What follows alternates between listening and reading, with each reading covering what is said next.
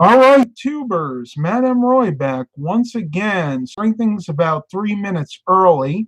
Just making sure there aren't any technical difficulties. I apologize for my crazy hair at the moment. Mom and I just got back from a bike ride a few minutes ago, so I have what's affectionately called helmet hair. And yeah, I probably need to get a haircut sooner than later.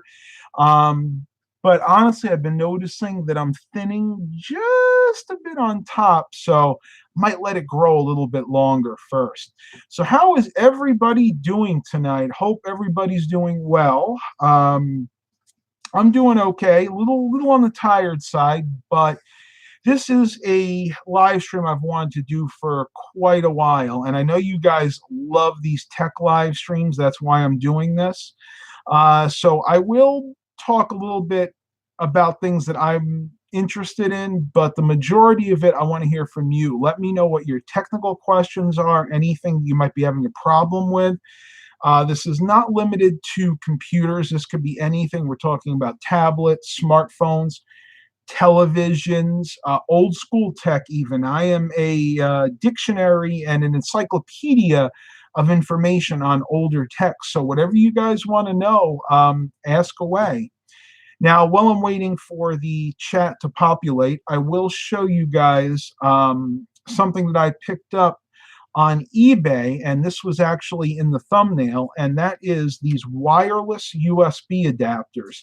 Now, there are a lot of ones you can choose from on eBay.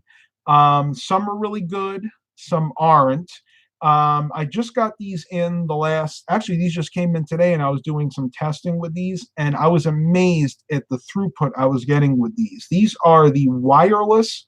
They're literally called wireless USB adapter, Wi-Fi 4. These were $4.95 each on eBay, I believe, if you ordered 4 of them. But you can get a discount with this company the more that you order. And I'll give you guys a close-up there.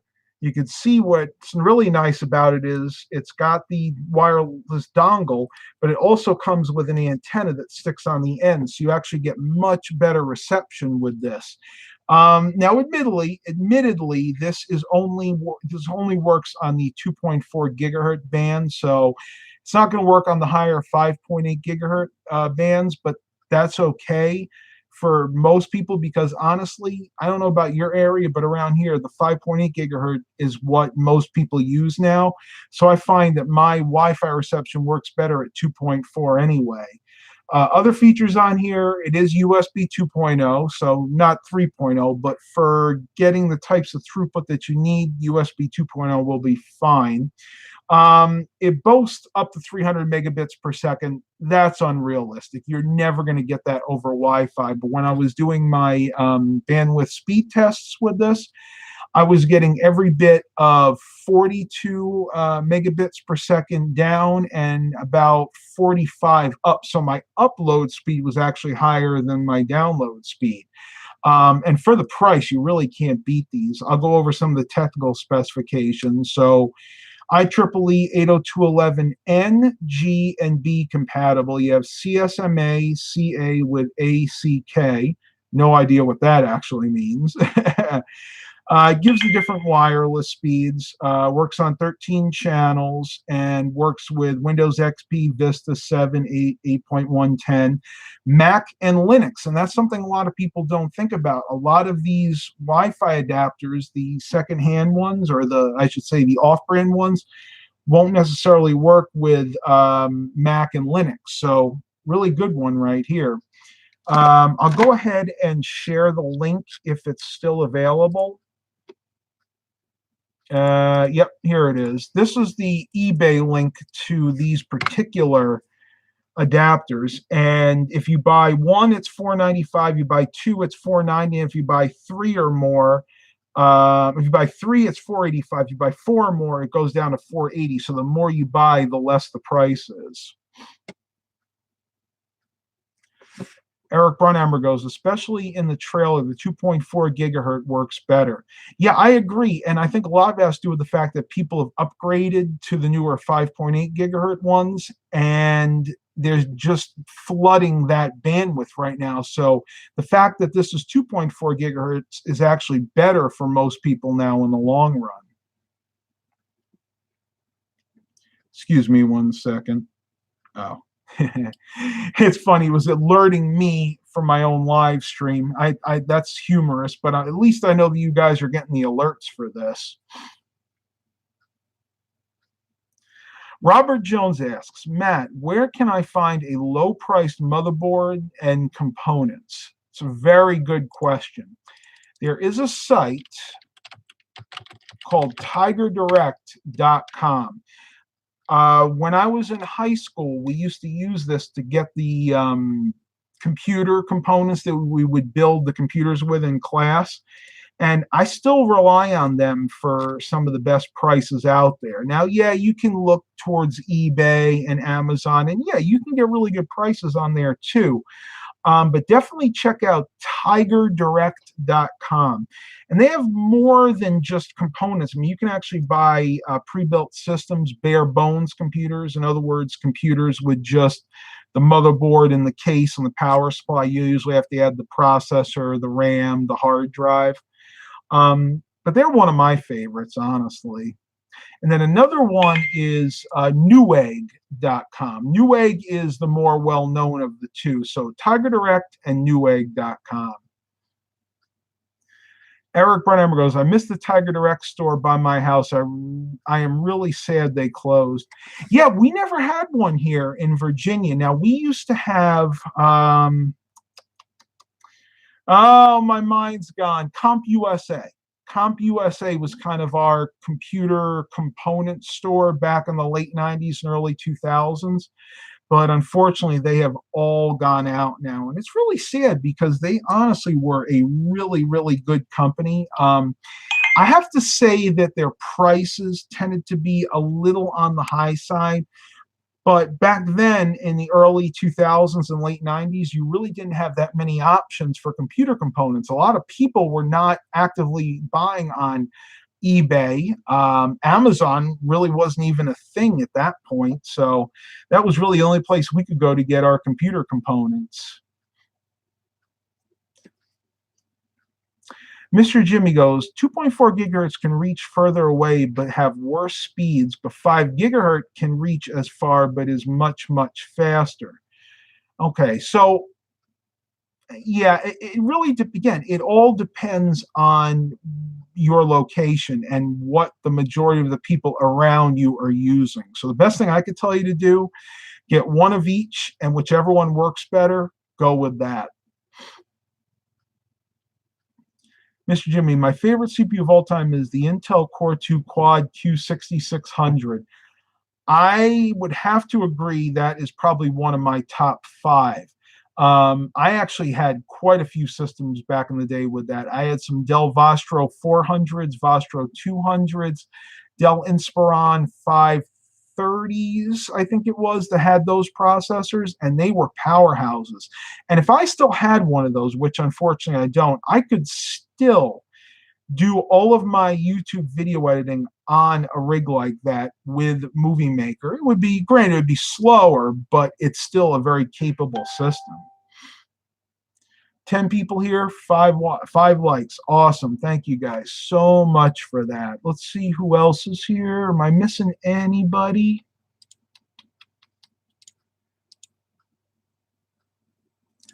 Eric goes, the cheapo ones work perfectly on Linux. He's referring to the Wi-Fi adapters. Most of them do, but I've actually found quite a few that don't. Believe it or not, the real cheap ones on eBay that are like $2 or $3 that don't have the antenna and are really, really tiny. They look like a dongle that comes with your wireless mouse. Those tend to not work so well on Linux and Mac OS. Sometimes they won't work at all. Mark Covington's here. Hey, Mark. I started it at 8 p.m. for you, buddy. I knew that you couldn't make it before then, so this start time is because of you. I can't do it all the time at 8 p.m., but I'll try to do it as much as I can.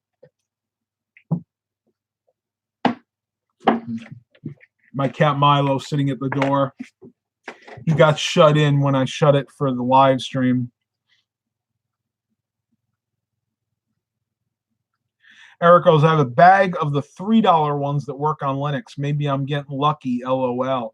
Well, do me a favor. If you remember where you got them, if you got them on eBay, give me, if you don't mind, share that link with us, because I might buy some more of those myself. Though, I'll be perfectly honest, this is probably what I'm going to be doing for a while, as long as these are available. These only cost me about $1.50 more than the real cheap ones that you were talking about, and these work infinitely better. I would much rather pair one of these with a computer that I sell, a client's computer, because chances are they're not going to come back to me saying, hey, I can't pick up my Wi-Fi, or the Wi-Fi is really slow, or it's not working at all.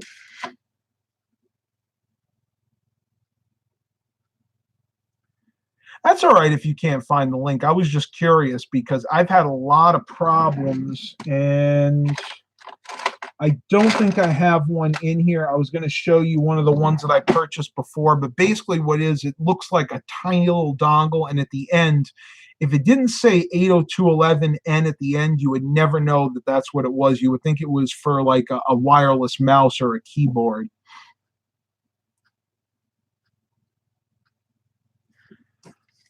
I haven't had a chance to really look at your Facebook messages recently, Eric. I'm sorry. I've just been very, very busy lately. I know I always say that, right? Well, it's true. Honestly, things are really, I'm going to say they're a mess, but there's a lot of things that are up in the air right now. And if you guys get a chance, watch the vlog I uploaded earlier. You'll find out why. Let me look at this picture. Oh, wow. Oh, that's one of those thin clients. Oh, yeah. I have one very similar to that. I think yours is a little bit newer model than mine, though. I never had good luck with those. I mean, they're okay for what they were designed for, but whenever I get them, I either can't find the right power adapter, or if I do and I start using it for anything more than basic web surfing and maybe some word processing, they tend to overheat because they're so small. Everything is just so miniaturized, and it taxes the CPU too much. Mark Covington, hey, Matt, how possible would it be to use the exact same motherboard on a good empty CPU move from a damaged CPU? All right, let me read that again. I don't think I understood that. How possible would it be to use the exact same motherboard on a good empty CPU move from a damaged CPU? It would depend on if the CPU was damaged by something like a surge, because if it was damaged by something like a surge, then I can almost guarantee you it took that motherboard out with it. If it's just a CPU that went bad, and honestly, I've only ever seen that happen once, then yeah, I mean, you could theoretically put another processor in there, one that's compatible with that motherboard. But if I'm reading that right, I would say chances are your motherboard is damaged too.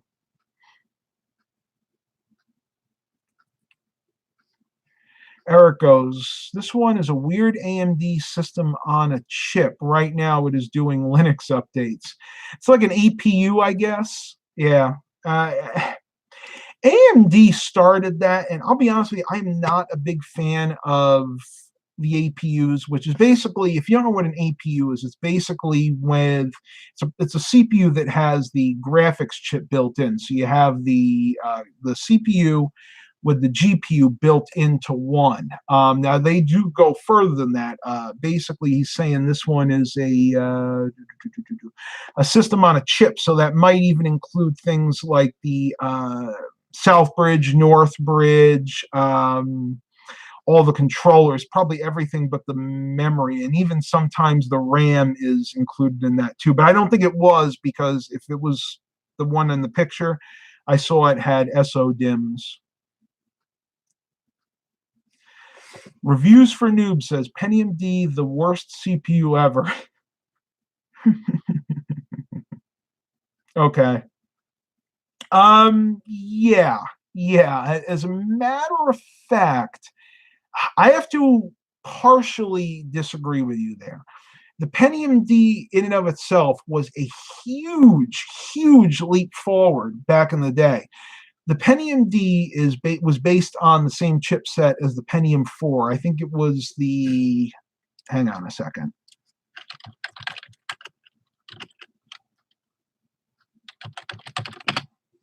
Okay, it was, yeah, I'm sorry, it's socket. It was based on the same socket. It was basically the LGA 775, which the later Pentium 4s also used. So basically what they were doing was they were taking a Pentium 4 and they were adding a second core. So it was the very first dual core processors. Now you got to remember, back during this time period, you had Pentium 4s into the 3 gigahertz, the 3.4 gigahertz, and even the 3.7 gigahertz speeds, because they were single core, and the idea behind that was to get the speed up as much as you can, the clock speed, to make the computers as fast as possible. Well, when they went to the Pentium D, they kept that mindset, and the early Pentium Ds were up there too. So we're looking at, I think the slowest one was like a 2.8, and the fastest one was like a 3.4 gigahertz. So you have what is essentially a Pentium 4 processor times 2 running at 3.4 gigahertz. And the problem with that was it created a humongous amount of heat. And the computer manufacturers of the day got real greedy. They put these Pentium Ds in the slimline computers, and inevitably what happened? They burnt themselves out. I actually saw it was a Dell Inspiron 530 slimline with that Pentium D. I think it had a 945, which was, let me see what that was.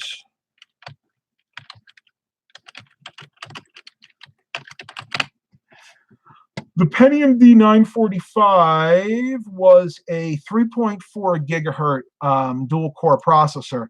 It was in that computer, and I got it in from a customer saying that it just stopped working one day. Well, I took the computer apart, and would you believe it? It had gotten so hot because the thermal paste had degraded. It actually melted the motherboard around that CPU socket. So the processor itself was not a bad processor. It was very capable for its time, but you had to have the proper amount of cooling. And in most cases, it had to be in a mid, not a micro tower, but a mid tower with at least 1 or 2 case fans. We're talking about the CPU fan, big heat sink, good thermal paste, something like Arctic Silver 2, probably back in the day. At least 2 case fans, and even then there were times that it would overheat. So I have to kind of disagree, but only half-heartedly, because if you did it right back in the day, they could be very capable processors.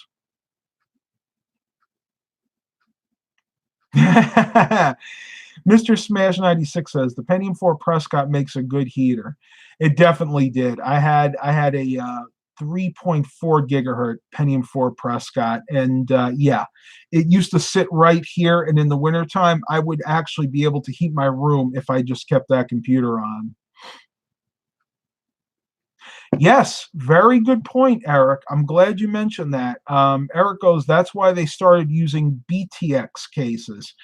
BTX computer case is a backwards ATX computer case. Basically, everything is reversed when it comes to the I/O and the how you put the video card in. But the reason they did that was it had, I think it was what they call convection cooling. So basically, you have the CPU in the middle. You have an exhaust fan in the back in most cases, not all, but most. And then the main CPU fan was towards the front. And what it would do is it would draw the cool air in and go over the CPU and out the back of the case. And it was very efficient. And a matter of fact, that saved a lot of Pentium Ds from early deaths. But the reason it went away is by the time we got to the Core 2s, and then the Core I series even more so, the clock speeds had gone down and the processors themselves had become more efficient.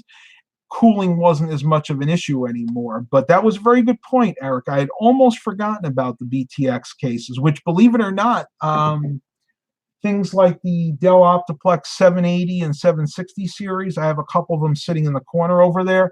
Those are actually BTX cases. That's why they are called press hot. That's funny. I never heard that one. Reviews for Noobs goes, Ryzen 5 2400G with Vega 11 is really good. Yeah, I've heard a lot of good things about the Ryzen chipset. I've never worked with one myself. I mean, I hope to in the future when I get a little extra money to play around with. Really thinking about building my next computer and thinking it may be a Ryzen build. We'll have to see what happens with that. You want to let him out? Can you open the door? I'm going to see if Mom can let the cat out. Hey, Mom! I guess you didn't hear me. Mark Covington, do the Dell Core I computers include a motherboard suitable for EID and SATA drives? Usually SATA drives, if it's an I-series motherboard, then it probably won't have PATA or IDE connectors on it. By that point, they all went to SATA. Mr. Smash 96, I think UXW Bill said that before. Yeah, whatever happened to him? I have not seen a new video from him in, it seems like a year. I mean, it's been a long time.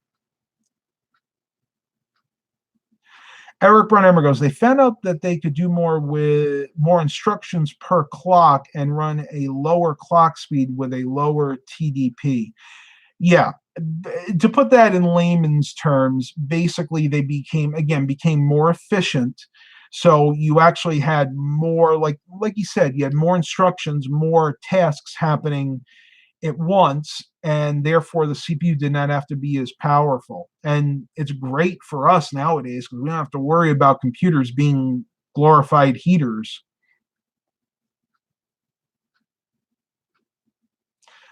Hired gun, consider a Ryzen, Matt. I built a Ryzen 7 2700 in the studio and just did a new daily driver for myself, Ryzen 5 3600X. I will, and believe me, if I do a computer build, you guys will definitely be a part of it. Maybe we'll even consider doing it live.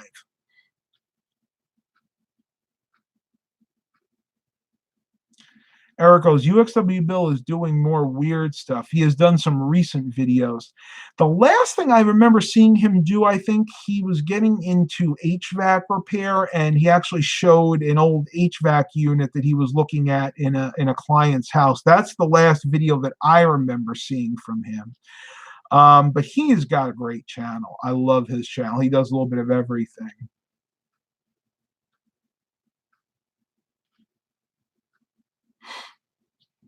Take another sip here. Hey, Mom? You there? She can't hear me for some reason. Can you let him out? Thank you. Well, she finally heard me. Hired gun, they are fast coming from a Sandy Bridge 2600 to this is night and day. Oh, I can imagine. The Sandy Bridge was a really good processor. As a matter of fact, I have a lot of clients that specifically want me to find them Sandy Bridge processors. So i3s, i5s, i7s, second gens is what they were. But yeah, I mean, I can imagine that's a huge upgrade because we're talking about a processor from circa 2011, 2012 versus something that's made today. And it's arguably that AMD is faster now than Intel. So the Ryzen chipset can outperform the i7s and I think even some of the i9s now when it comes to gaming and things like that. But And here's the but: when it comes to doing business type applications and video editing, graphic designing, I think Intel still has an edge on AMD.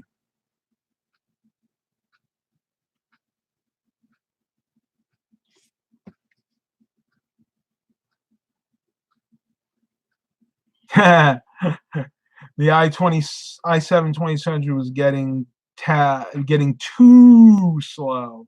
I actually have an i7 2600. It's what's in my media center system there. And honestly, I really have to consider selling that because I never even use that. You see my alcove is a mess right now with computer equipment. That stuff's been there now probably for about 6 months. Mr. Smash 96, do any of you watch V Westlife? Yeah, matter of fact, I think I just watched a video he put up about these old lab tech speakers. I like his channel. He's very eclectic. He does a range of different things, very similar to UXW Bill's videos. As a matter of fact, I think they're good friends. I know that I've seen them do videos together. You guys remember back in the day, UXW Bill, and I think it was with V Westlife, they used to do the live streams from the Roach Palace, as they affectionately called it. I wonder whatever happened to that. I really enjoyed watching those. Hired gun, LOL, my office is lousy with old gear. Yeah, mine too. Matter of fact, for the vlog today, I filmed a room tour, but I scrapped that because I realized that my room was just too messy right now. I'm going to do a good room tour, but it's going to be once it all gets cleaned up.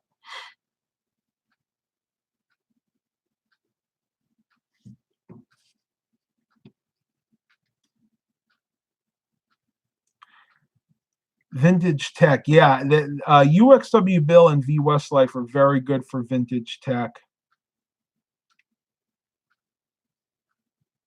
Everything from the old AT46 up to my old 8350 AMD. I can go back further than that. One of my very first systems that I used here, believe it or not, in the late 90s was a custom built. I believe it may have been like an AST system originally, but it had all the badges removed. 286 running at 10 megahertz. And I remember I used to run Commander Keen uh, 4 on there in Goodbye Galaxy. And I was actually able to run Wolfenstein 3D and the first version of Doom, though it was really slow. Like after running Wolfenstein and Doom on that, my very next system was an IBM PS2 386. I think it was a Model 30 that was running at 25 megahertz. It was like night and day. I actually used to think that Doom and to a lesser extent Wolfenstein 3D ran that slow, because when I was running it on the 286, you would almost see the frame rates. You could actually see your frame rate. And back in the day, I was young. What did I know? I thought that was normal. Hired gun. I used to access BBS by the 286 and the 9600 baud modem. The distances we've come. Yeah, I got a quick story for you guys about that. Our local library, up until I think in 2001 is when they upgraded, but before then, the only way you could access their card catalog and what they had available was through their bulletin board system. I remember dialing up with my that IBM 386 Model 30, running Windows 3.1. I remember dialing up to their bulletin board system, and actually reserving some books and DVDs back in the day. Really wish they had that up and running. Nostalgia really wants me to see that up and running again.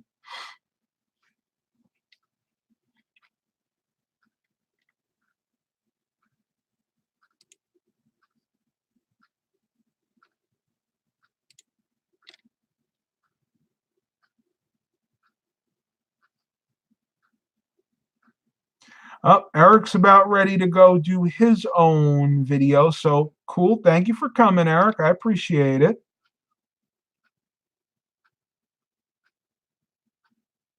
Yeah, Mr. Smash wouldn't know about that. He was born in 2000. Yeah. We have a few years on you for sure. I was a '90s kid.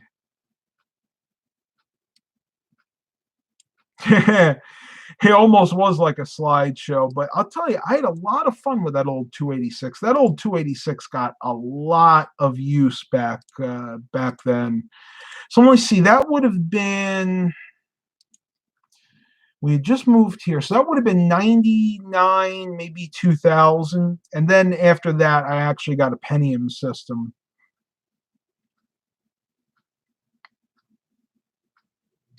Happy birthday, Mr. Smash. Turned 96. Nice. Or 96. 19 a week ago. Born, I'm assuming, in 96.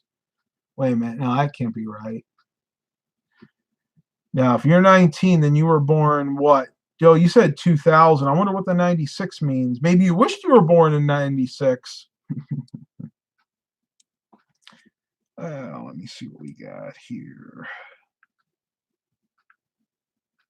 I'm getting all these weird comments from that vlog video I put up. And my phone just keeps dinging for no reason.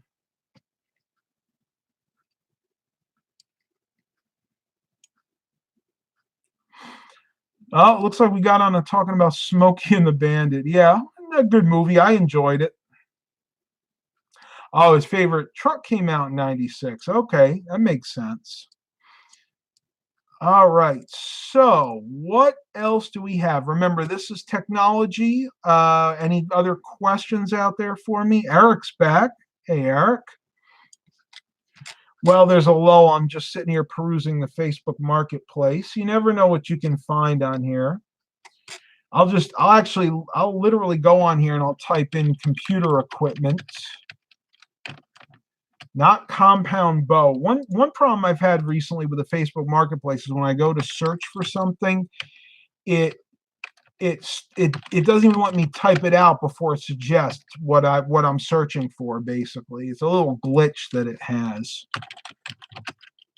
There we go. Yep, same old, same old. I do have something coming up to show you guys tomorrow, but you're going to have to wait because I'm going to do it as a vlog. But I do have a quote-unquote haul coming in tomorrow, and I'm going to call it that. It's not as big as some of my other ones, but I think you guys will be pleasantly surprised at what you see.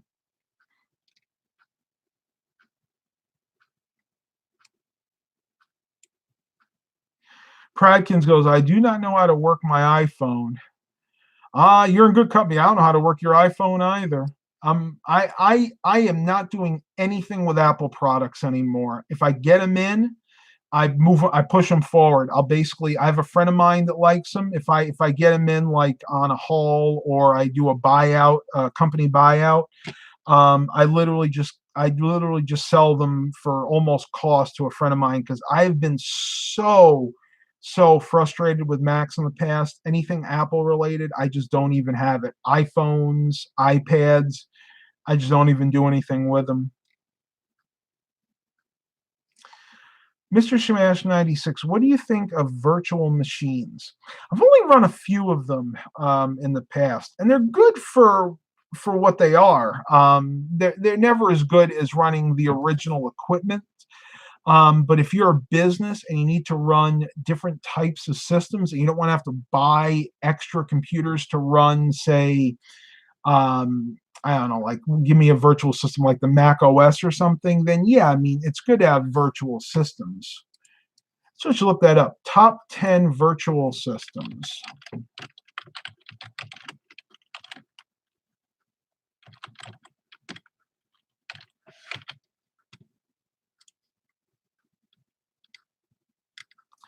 Yeah, so you run things like VirtualBox, will run Windows, Mac, Linux, and then you have Parallels. VMware, which is kind of expensive. I haven't really worked with that myself.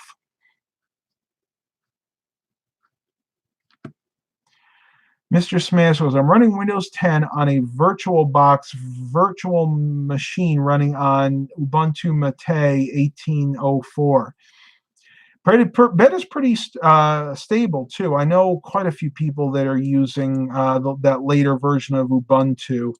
I need to get back into Linux myself when I have more time to play around with different operating systems.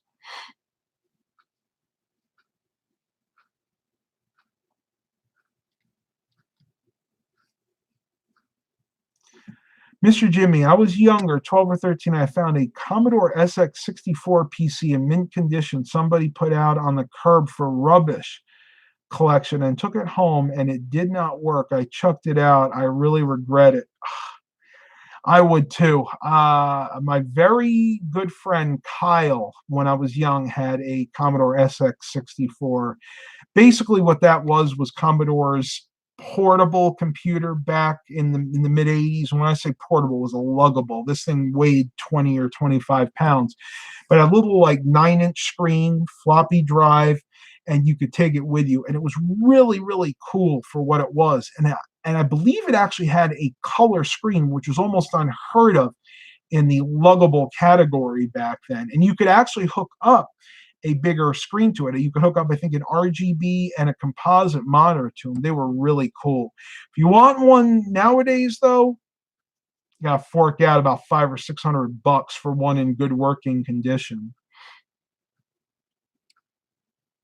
Eric goes, the thin client is now running Linux Mate, or Linux Mint Mate, I should say.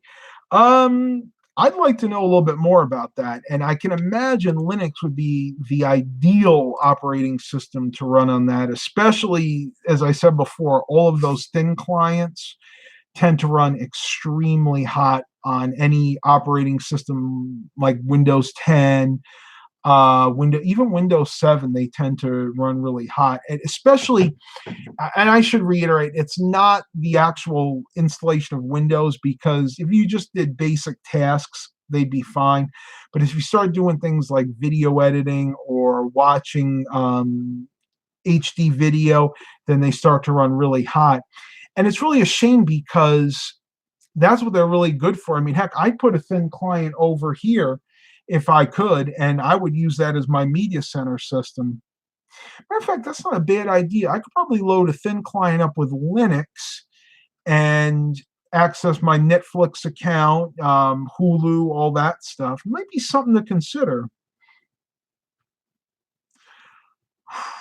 All right, let's see who else is here now. Eric goes, I am now rendering my video. Hopefully it will be up soon. I'll keep a lookout for it tonight. If I don't get a chance to watch it tonight, I'll try to do it tomorrow, because I do have to get up early for that special thing I have going to show you guys tomorrow. Mr. Smash, my Dell Optiplex 3010 only has 4 gigabytes RAM and i3 3020 CPU at 3.3 gigahertz. Very good, capable CPU. If you're looking for an upgrade, your easiest and best way to spend your money would be to upgrade the RAM. I would double that to 8 gigs, which that system, believe it or not, can actually hold, I believe, up to 16 or even 32. Double it to 8 gigabytes, you would be amazed at how much faster that computer would be. Ooh, excuse me.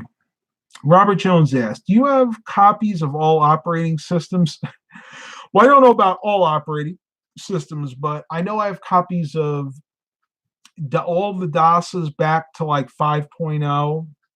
I have Windows 3.1, 3.11, Windows 95, 98, ME, XP, 2000, and all the modern ones too, though. The modern ones like Windows 7 and Windows 8, Windows 10, I have them all on flash drives for easier installations.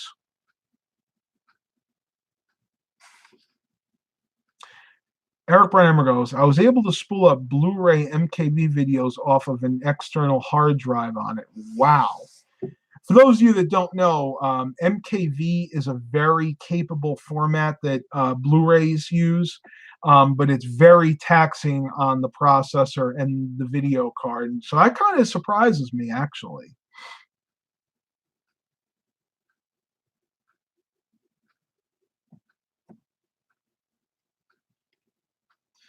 Mrs. Mash, I only paid $1 at a school sale a few months ago. Wow. for that computer, that's awesome. Yeah, I would, like I suggested, I would just put more memory in that. You know, that i3, that one, that 3020, I believe is a dual core processor, but it has it's Hyperthread, so you have 4 threads there total. So it acts like a quad core, even though it's only a dual core.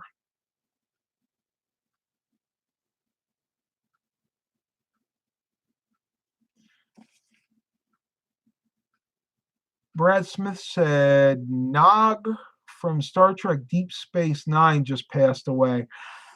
I'll be honest, I have no idea who that is. Out of all the Star Trek series, Deep Space Nine was my least favorite. I've probably only ever seen a handful of episodes of that.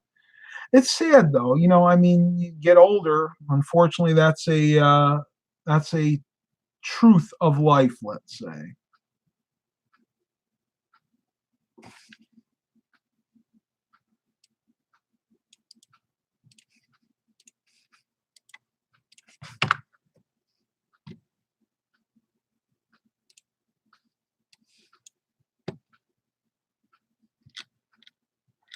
Mm-hmm.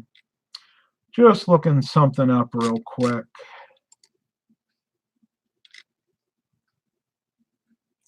What do you say that was? That was a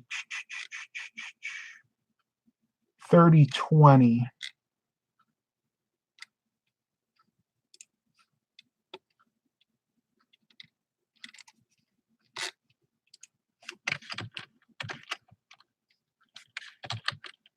Because I could be wrong on that. It was a 3220.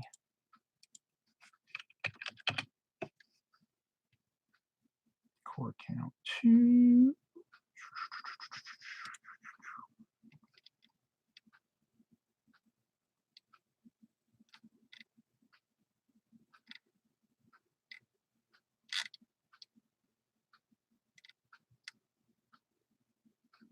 Why am I not seeing it here? It must be Hyperthread because that's the only way you're going to get the 4 cores. Advanced technologies. Intel Boost. Packaging.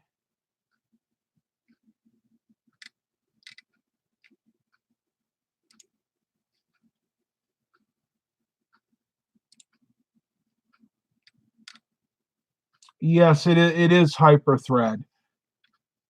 The i3 3220 is definitely Hyperthread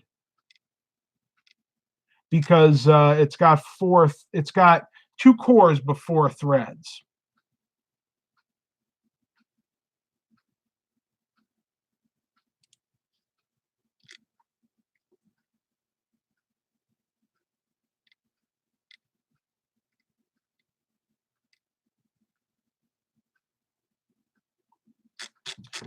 For those of you that are disagreeing with me, you can read it for yourself.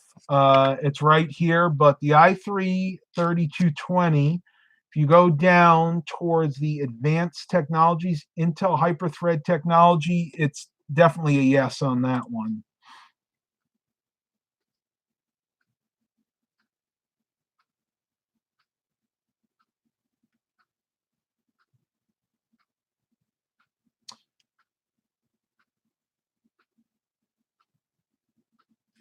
Eric goes, my laptop is an i5 3120. That's your HP Elite book, I believe, and runs Linux Mint like a dream.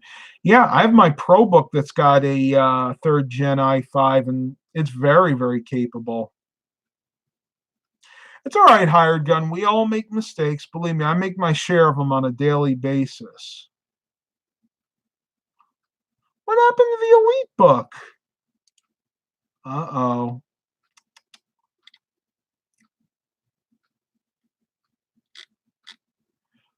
Oh, my goodness.